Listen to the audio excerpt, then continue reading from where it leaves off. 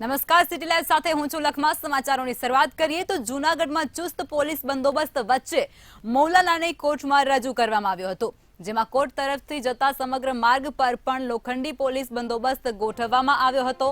તેમજ કોર્ટે જવાના રસ્તા ઉપર બેરિકેડ પણ લગાવવામાં આવ્યા હતા.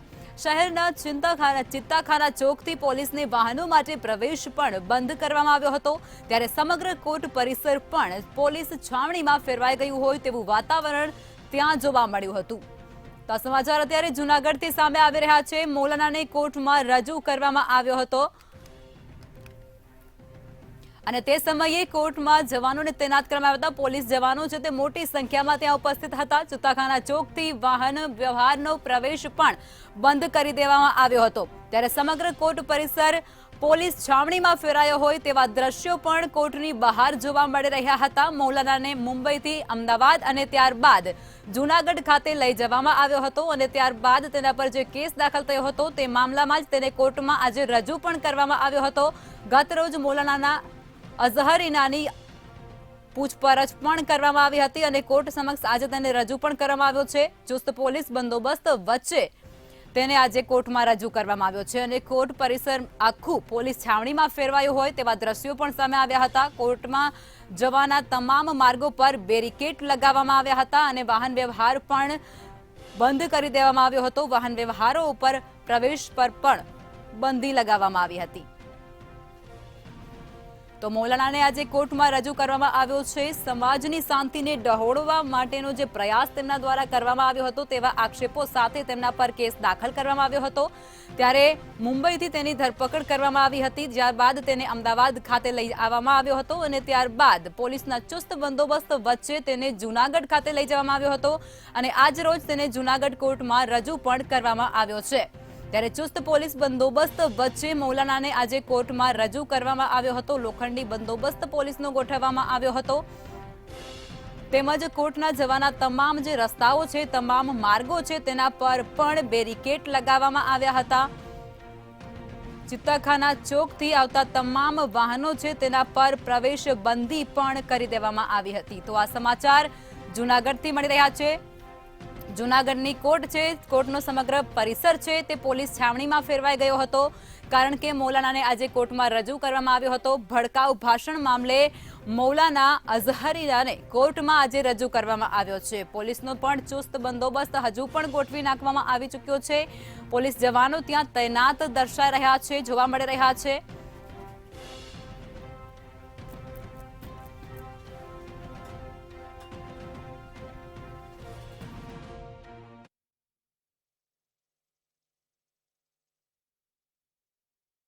ચોક્કસ કે જે રીતે જે મૌલવી દ્વારા જે ભડકાઉ ભાષણ કરવામાં આવ્યું હતું ને જેને લઈને ગઈકાલે જુનાગઢ ક્રાઇમ બ્રાન્ચ દ્વારા તેમને અમદાવાદથી છે તે જુનાગઢ લાવવામાં આવ્યા હતા. પ્રથમ તો એટીએસ ની મદદથી મુંબઈથી જે મૌલાના છે સલમાન અઝહરી તેમને અમદાવાદ લાવવામાં આવ્યા હતા એટીએસ ઓફિસ, અને બાદમાં જુનાગઢ લાવવામાં આવ્યા હતા. જુનાગઢમાં ગઈકાલે સાંજે પહોંચ્યા બાદ પોલીસ હેડક્વાર્ટર ગ્રાઉન્ડ ખાતે તેમને પૂછપરછ બાદ આજે બપોરના 2 વાગ્યાના સમયમાં જે કોર્ટ છે, જિલ્લા કોર્ટ, ત્યાં રજૂ કરવામાં આવ્યા છે. ને હાલ જે રીતે મૌલાનાને છે તે રજૂ પોલીસ દ્વારા રિમાન્ડની માંગ કરવામાં આવી છે. મૌલાનાની સાથે જે કાર્યક્રમના અઝીમ ઓડેદરા અને યુસુફ મલેક આ બંનેને પણ રજૂ કરવામાં આવ્યા છે. એટલે કે 3 આરોપીઓને જુનાગઢની સેશન કોર્ટ છે ત્યાં રજૂ કરવામાં આવ્યા છે.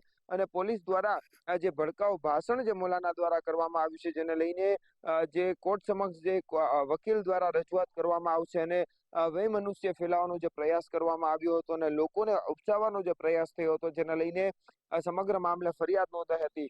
હાલ જુનાગઢની જે કોર્ટ છે તે પરિસરના દ્રશ્યો પણ આપ જોઈ શકો છો. બહારના જે રોડના કે અહીં જે પ્રવેશબંધી કરી દેવામાં આવી છે, કોઈ અનિચ્છનીય ઘટના ન બને જેને લઈને જિલ્લા પોલીસ વડા સહિત તો પોલીસ કાફલા દ્વારા પણ પેટ્રોલિંગ કરવામાં આવ્યું હતું. ખાસ કરીને બંદોબસ્તમાં બીજા જિલ્લાની પોલીસ પણ બોલાવવામાં આવી છે. ગીર સોમનાથના જે એસપી છે મનોહરસિંહ જાડેજા, તેમને પણ અહીં બોલાવવામાં આવ્યા છે અને તે પણ બંદોબસ્તમાં છે. સાથે ગીર સોમનાથ પોલીસ પણ આ બંદોબસ્તમાં જોડાઈ છે. જુનાગઢ શહેરનું જે ચિત્તાખાના ચોક છે ત્યાંથી લઈ અને જે કોર્ટ પાસેના જે 4 ચોક છે, જેલ રોડ, ત્યાં સુધી આ પ્રવેશબંધી છે ફરમાવવામાં આવી છે અને આ રસ્તા ઉપર બેરિકેડ મૂકી દેવામાં આવ્યા છે. કોઈ પણ લોકોને આ વિસ્તારમાંથી અવરજવર કરવામાં નથી આવવા દેતા. જ્યારે હાલ તો જે સુનાવણી છે તે કોર્ટની અંદર થઈ રહી છે અને રજૂઆતો થઈ રહી છે અને ધારદાર વકીલો દ્વારા છે તે ધારદાર જે રજૂઆતો કરવામાં આવી રહી છે. હાલ તો કેટલા દિવસના રિમાન્ડ કોર્ટ દ્વારા આરોપી અને મૌલાનાને આપવામાં આવે છે, એક મહત્વનો સવાલ છે. જી તો આ સમાચાર જૂનાગઢથી. જૂનાગઢમાં મૌલાનાને કોર્ટમાં રજૂ કરવામાં આવ્યો છે. આજરોજ તેને કોર્ટમાં રજૂ કરવામાં આવ્યો છે. પોલીસના ચુસ્ત બંદોબસ્ત વચ્ચે તેને કોર્ટમાં હાજર કરવામાં આવ્યો હતો અને ત્યાં તેની પૂછપરછ પણ કરવામાં આવશે. ચિત્તાખાના ચોકથી આવતા તમામ વાહનો છે તેના પર પણ પ્રતિબંધ લગાવવામાં આવ્યો હતો. તેમાં પ્રવેશ બંધી રાખવામાં આવી હતી. સમગ્ર કોર્ટનું આખું પરિસર છે તે પોલીસ છાવણીમાં ફેરવાઈ ગયો હોય તેવા દ્રશ્યો પણ આજે જૂનાગઢ કોર્ટના સામે આવ્યા. અમદાવાદમાં પ્રસૂતિ સમયે માતા અને બાળકના મોતની ઘટના બની હતી, જેમાં શહેરની રજની હોસ્પિટલમાં ડિલિવરી દરમિયાન પ્રસૂતાને વધુ લોહી વહી જતા તાત્કાલિક એસવીપી હોસ્પિટલ ખસેડવામાં આવી હતી, જ્યાં સારવાર દરમિયાન પ્રસૂતાનું મોત નીપજ્યું હતું. ત્યારે પરિવાર દ્વારા રજની હોસ્પિટલના તબીબો પર બેદરકારીથી મોતનો આક્ષેપ કર્યો હતો અને ત્યારબાદ ગત રાત્રે હોસ્પિટલમાં તોડફોડ, ડોક્ટરો અને સ્ટાફ પર હુમલો સાથે હોસ્પિટલને કેરોસીનથી સળગાવવાનો પ્રયાસ પણ કરવામાં આવ્યો હતો અને આ ઘટનાની જાણ પોલીસને થતા રામોલ પોલીસ તાત્કાલિક ઘટના સ્થળે પહોંચી હતી અને પોલીસ દ્વારા આગળની કાર્યવાહી અને તજવીજ હાથ ધરવામાં આવી હતી. તો આ કિસ્સો અત્યારે અમદાવાદથી સામે આવી રહ્યો છે, જેની અંદર હોસ્પિટલમાં પ્રસૂતા માતા અને બાળકના મોતનો એક મામલો સામે આવ્યો છે, જેને લઈ અને રજની હોસ્પિટલના તબીબો પર પરિવારજનો દ્વારા આક્ષેપો કરવામાં આવી રહ્યા છે. તેમની સાથે જ હોસ્પિટલમાં તોડફોડ પણ પરિવારજનો દ્વારા કરવામાં આવી હતી. તેની સાથે જ ડોક્ટરો અને સ્ટાફ પર પણ હુમલો કરવામાં આવ્યો હતો અને હોસ્પિટલમાં કેરોસીન છાંટી અને તેને સળગાવી દેવાના પ્રયાસો પણ કરવામાં આવ્યા હતા. જોકે આ સમગ્ર ઘટનાની જાણ પોલીસને કરવામાં આવી હતી અને પોલીસ દ્વારા તાત્કાલિક પગલાં લેવામાં આવ્યા. પોલીસ ઘટના સ્થળે પહોંચી હતી અને પરિસ્થિતિનો તાગ મેળવવા માટે પ્રયાસો પોલીસ દ્વારા કરવામાં આવ્યા હતા. તો આ સમાચાર અમદાવાદથી. પ્રસૂતા જે માતા છે તેનું મોત નીપજ્યું છે. માતા અને બાળકના મોતનો મામલો જે સામે આવ્યો હતો તેને લઈ અને શહેરની રજની હોસ્પિટલ છે તેમાં તોડફોડ થયા હોવાની ઘટના ગત રાત્રિના રોજ બની હતી. હોસ્પિટલમાં તોડફોડ સાથે કેરોસીન છાંટી અને હોસ્પિટલને સળગાવવાના પ્રયાસો પણ કરવામાં આવ્યા હતા. તેની સાથે જ જે ડોક્ટરોનો સ્ટાફ છે, નર્સોનો સ્ટાફ છે, તેના પર પણ હુમલો કરવામાં આવ્યો હતો અને મળતી માહિતી મુજબ ડિલિવરી દરમિયાન પ્રસૂતાને વધુ લોહી વહી જતાને કારણે તેનું મોત નીપજ્યા હોવાનું પણ આક્ષેપ કરવામાં આવી રહ્યો છે. પરંતુ આ મહિલા છે તેને એસવીપી હોસ્પિટલ ખાતે પણ ખસેડવામાં આવી હતી, ત્યાં પણ તેની સારવાર કરવામાં આવી હતી, પરંતુ વધુ લોહી વહી જવાને કારણે આ પ્રસૂતા છે તેની હાલત ગંભીર બની હતી અને ત્યારબાદ તેમનું મોત નીપજ્યું હતું. ત્યારબાદ પરિવારજનો દ્વારા ગંભીર આક્ષેપો ડોક્ટરો અને સ્ટાફ પર લગાવવામાં આવી રહ્યા છે. તેની સાથે જ હોસ્પિટલમાં તોડફોડ પણ તેમના દ્વારા કરવામાં આવી હતી અને હોસ્પિટલને કેરોસીન છાંટી અને સળગાવવાના પ્રયાસો પણ તેમના દ્વારા કરવામાં આવ્યા હતા. ચોક્કસ વાત કરવામાં આવે કે 2 દિવસ પહેલા એક રામોલની ઘટના સામે આવી હતી. ઘટનાની વાત કરવામાં આવે તો કે એક મહિલા અને એક બાળકની જે છે મૃત્યુ પામી ગયા હતા. વાત કરવામાં આવે કે ખાનગી હોસ્પિટલ રજની હોસ્પિટલમાં જે છે તે ડિલિવરી થઈ હતી. ડિલિવરી દરમિયાન જે છે તે એક બાળક જન્મ્યો હતો. બાળક જન્મ્યા પછી જે છે તે મહિલાને વધારે બ્લીડિંગ થવાના કારણે જે છે તે જે બીજી હોસ્પિટલમાં દાખલ કરવામાં વાત કરવામાં આવે એસબીપી હોસ્પિટલ ખાતે જે છે તેમના પરિજન દ્વારા ખસેડવામાં આવ્યા હતા અને ત્યારે સારવાર દરમિયાન એસબીપીમાં તેમને મૃત્યુ પામી ગયા હતા અને ત્યારે તે પરિવારજનોનો આક્ષેપ હતો કે રજની હોસ્પિટલના તબીબો દ્વારા જે છે તે ગંભીર આક્ષેપો લગાવવામાં આવ્યા હતા અને કે ડોક્ટરોની ખરેખર બેદરકારીના કારણે જે છે તે બાળક અને મહિલાની જે છે મૃત્યુ થઈ હતી. અને સાથે કહી શકાય ગત મોડી રાત્રે જે છે તેના મહિલાના પરિજનો દ્વારા જે છે તેના હોસ્પિટલ રજની હોસ્પિટલ રામોલમાં આવેલી છે ત્યાં જે છે તોડફોડ કરવામાં આવી હતી અને કેરોસીન જે છે છાંટવાનો પ્રયત્ન પણ કરવામાં આવ્યો હતો અને સાથે કહી શકાય જે રીતે તબીબોને પણ જણાવ્યો હતો કે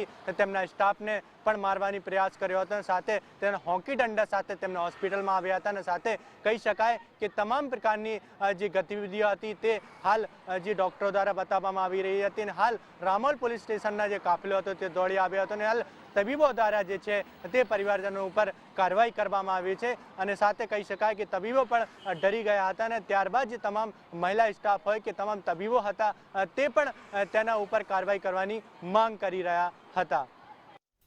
તો આ ઘટના અમદાવાદમાં બનવા પામી છે, જેની અંદર પ્રસૂતા માતા અને તેના બાળકનો મોત નીપજી ચૂક્યું છે અને પોલીસ દ્વારા કાર્યવાહી હાથ ધરાઈ.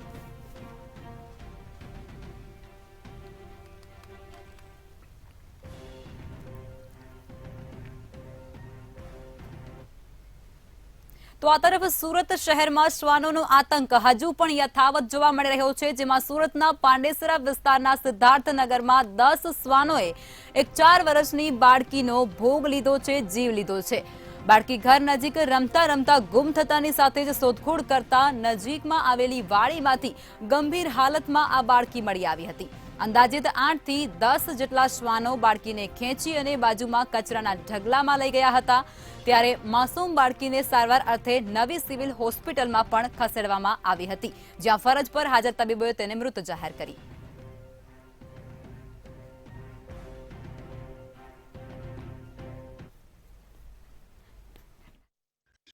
બિલકુલ જે પ્રકારે સુરત શહેરમાં શ્વાનોનો જે આતંક છે તે દિવસે ને દિવસે વધી રહ્યો છે અને સતત જે રખડતા શ્વાનો છે તે રખડતા શ્વાનોનો આતંક દિન બદિન વધી રહ્યો છે. ત્યારે ફરી એક વખત સુરતના પાંડેસરા વિસ્તારમાં આવેલ જે સિદ્ધાર્થનગર છે ત્યાં માત્ર 4 વર્ષની માસૂમ બાળકી પોતાના ઘર આંગણે રમી રહી હતી.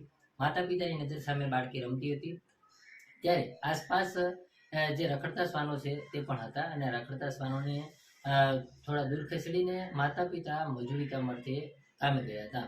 જોકે કામેથી પરત આવ્યા બાદ પોતાની બાળકીની શોધખોળ કરી હતી. પોતાની બાળકી નહીં મળતા આસપાસ શોધખોળ શરૂ કરી હતી અને આ શોધખોળ દરમિયાન બાળકી છે તે કચરાના ઢગલામાંથી મળી આવી હતી અને આ કચરાના ઢગલામાં બાળકીની આસપાસ રખડતા શ્વાનો જે છે તે અડીંગો બનાવી અને ઘેરો બનાવીને આ બાળકીને ફાડી ખાઈ રહ્યા હતા અને બાળકી ચીસો પાડી રહી હતી. કહી શકાય કે જે પ્રકારે આ સમગ્ર ઘટનાક્રમ સર્જાયો ત્યારે 10 જેટલા શ્વાનોએ આ બાળકી પર હુમલો કર્યો હતો અને બાળકીને પોતાની ઘરે રમી રહી હતી ત્યાંથી ઢસડી લઈ જઈ અને આ કચરાના ઢગલામાં લઈ ગયા હતા અને ત્યાં બાળકીને બચકા ભર્યા હતા. બાળકીને એટલી હદે બચકા ભર્યા હતા કે બાળકી બેભાન થઈ ગઈ હતી.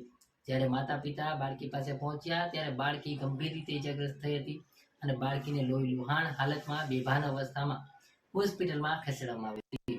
સિવિલ હોસ્પિટલ લઈ ગયા હતા, પરંતુ ત્યાં ફરજ પરના તબીબે આ બાળકીને મૃત જાહેર કરી હતી. મહત્વનું કહી શકાય કે આ સમગ્ર જે ઘટના છે તે સુરતમાં અવારનવાર સામે આવતી રહે છે અને આ જ પ્રકારની ઘટના ત્યારે ફરી સામે આવી છે, જેમાં માત્ર 4 વર્ષની બાળકી જે છે માસૂમ બાળકી મોતને ભેટી છે. સતત ને સતત રખડતા શ્વાનોનો જે આતંક છે તે દિવસે દિવસે વધી રહ્યું છે. 1 વર્ષમાં 3 બાળકોને શ્વાને ભોગ લીધો છે. 3 જેટલા બાળકો શ્વાનના કારણે મોત થયું છે.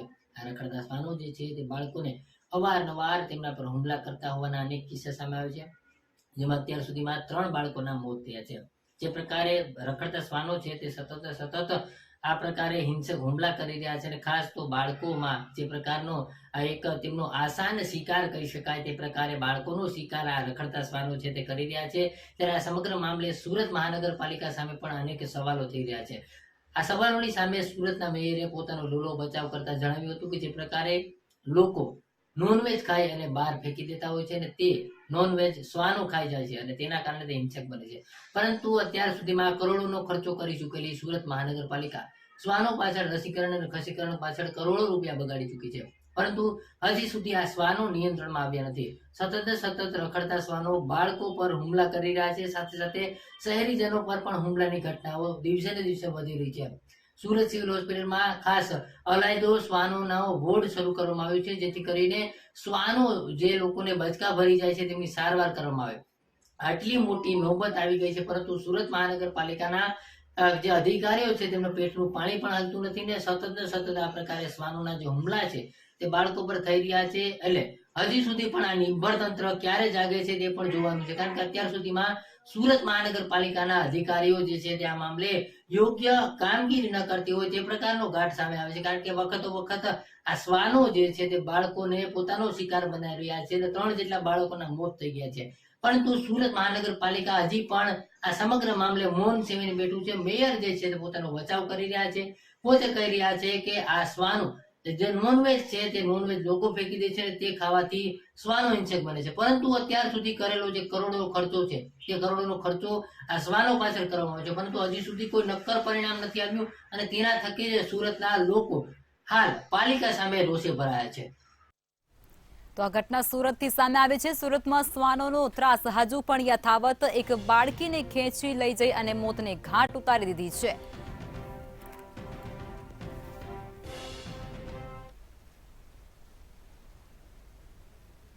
ભાવનગર શહેરના અનંતવાડીના વેપારીને રેલવે સ્ટેશન નજીક આંતરી અને 2 શખ્સો દ્વારા છરી બતાવી ધમકી આપવામાં આવી હતી.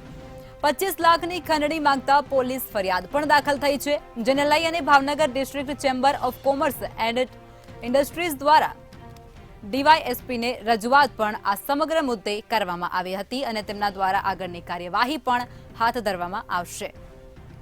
તો અત્યારે ભાવનગરથી સમાચાર. ભાવનગરમાં તસ્કરો બેફામ બન્યા હોય તેવી અવારનવાર જે ઘટનાઓ સામે આવી રહી છે, તેમાં વધુ એક ઘટના સામે આવી છે. 25 લાખની ખંડણી માંગતા પોલીસ ફરિયાદ દાખલ કરવામાં આવી ચૂકી છે. અનંતવાડીના વેપારી પાસે આ ખંડણીની માગણી કરવામાં આવી હતી. 2 શખ્સો દ્વારા તેમને છરી બતાવી અને તેમના પર ધમકી આપવામાં આવી હતી.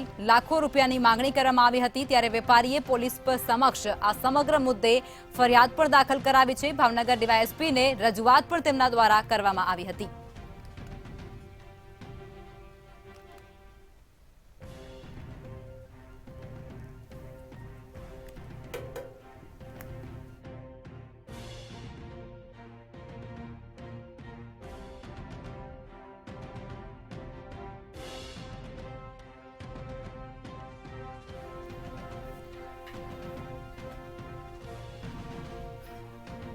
તો આ સમાચાર ભાવનગરથી સામે આવી રહ્યા છે. ભાવનગરમાં તસ્કરો બેફામ બન્યા હોય તેવી અવારનવાર જે ઘટનાઓ સામે આવી રહી છે, તેમાં વધુ એક ઘટનાનો ઉમેરો થયો છે. વધુ એક એવી ઘટના સામે આવી છે જેમાં એક વેપારીને છરી બતાવી અને 2 શખ્સો દ્વારા તેને ધમકી આપ્યા હોવાની ઘટના સામે આવી છે. લાખો રૂપિયાની માગણી આ વેપારી પાસેથી કરતા હોવાની પણ રજૂઆત પોલીસ સમક્ષ કરવામાં આવી છે. ત્યારે ભાવનગરમાં તસ્કરો બેફામ બન્યા છે. અનંતવાડીના વેપારી પાસે ખંડણી માગી હોવાની ઘટના સામે આવી છે.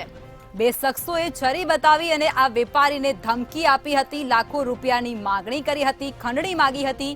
આ ઘટના સામે આવી, જેમાં 25 લાખની ખંડણી માંગતા વેપારી દ્વારા પોલીસ સમક્ષ ફરિયાદ પણ દાખલ કરવામાં આવી છે. સમગ્ર ઘટનાની જાણ ભાવનગર ડીવાયએસપીને કરવામાં આવી હતી. District chamber of commerce and ઇન્ડસ્ટ્રીઝે આ સમગ્ર રજૂઆત છે તે ડીવાયએસપી સમક્ષ કરી હતી અને આગળના પગલાં લેવા તપાસ હાથ ધરાઈ.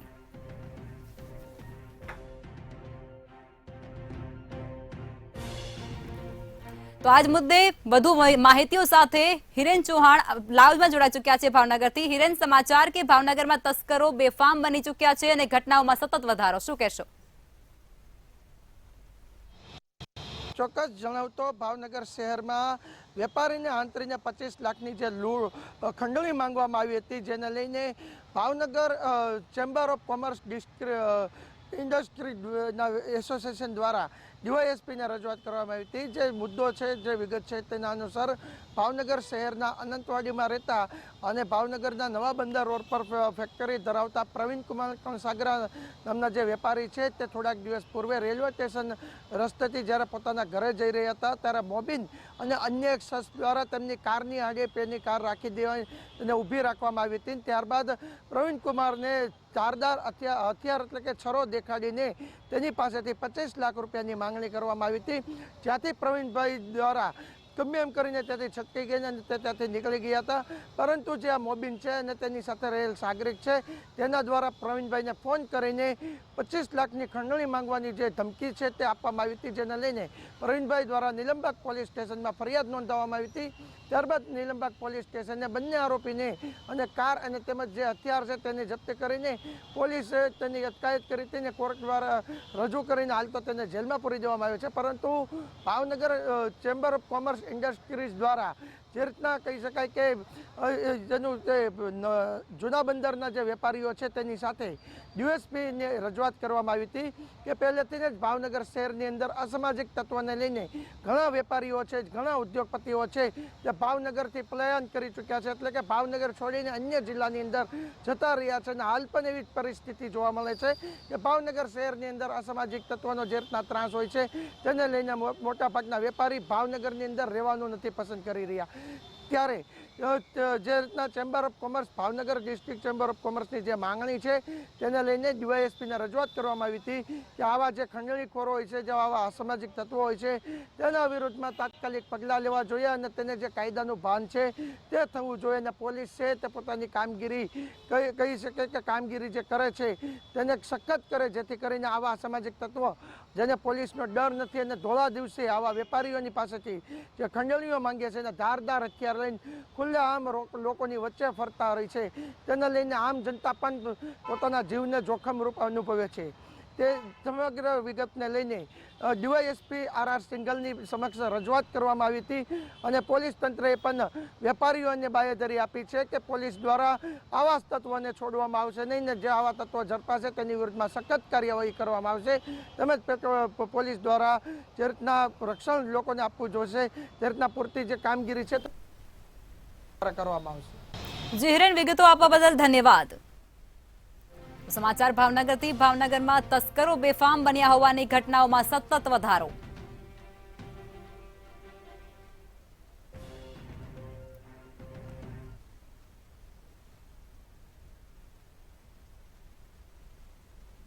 રાજકોટમાં પ્રધાનમંત્રી આગામી 10 તારીખે વર્ચ્યુઅલી લોકાર્પણ કરશે, જેમાં શહેરની 4 વિધાનસભામાં પ્રધાનમંત્રી વર્ચ્યુઅલી સંબોધન પણ કરશે.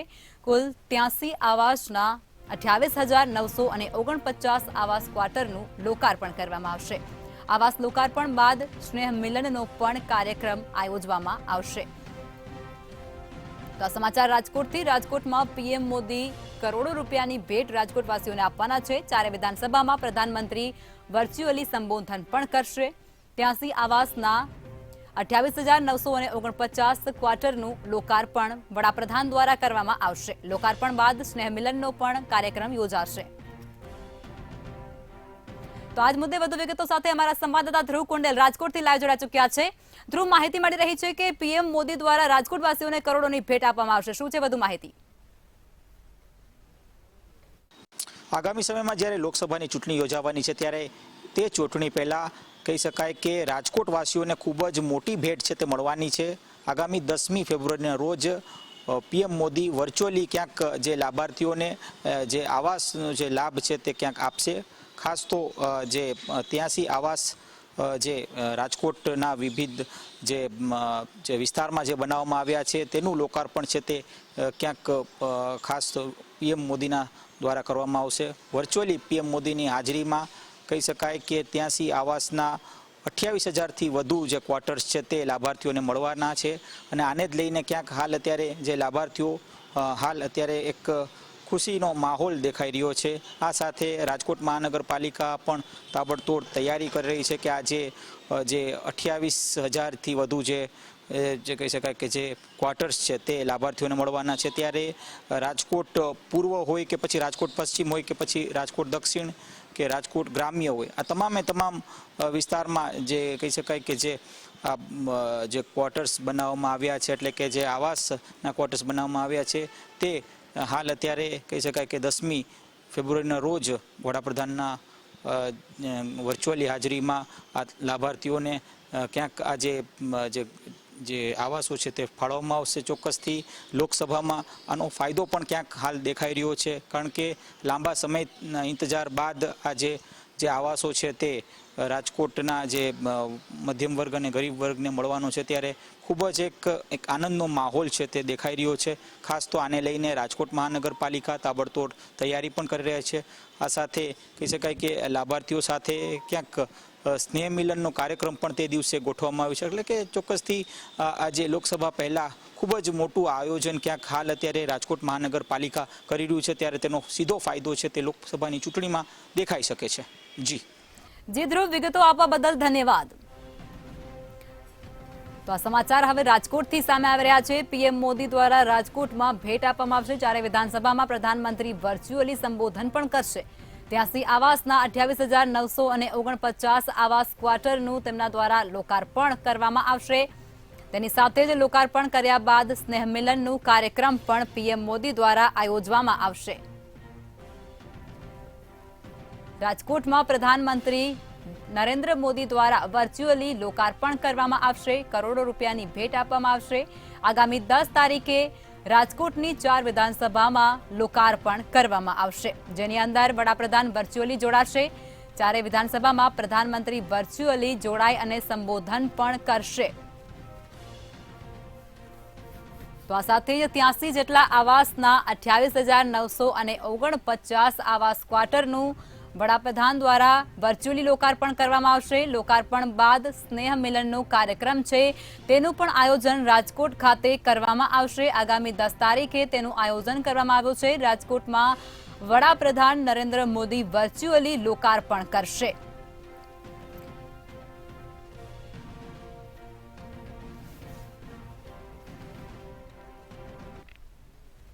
તો સિટી લાઈવમાં અત્યારે બસ આટલું જ. વધુ સમાચાર માટે આપ જોતા રહો મંતવ્ય ન્યૂઝ. નમસ્કાર.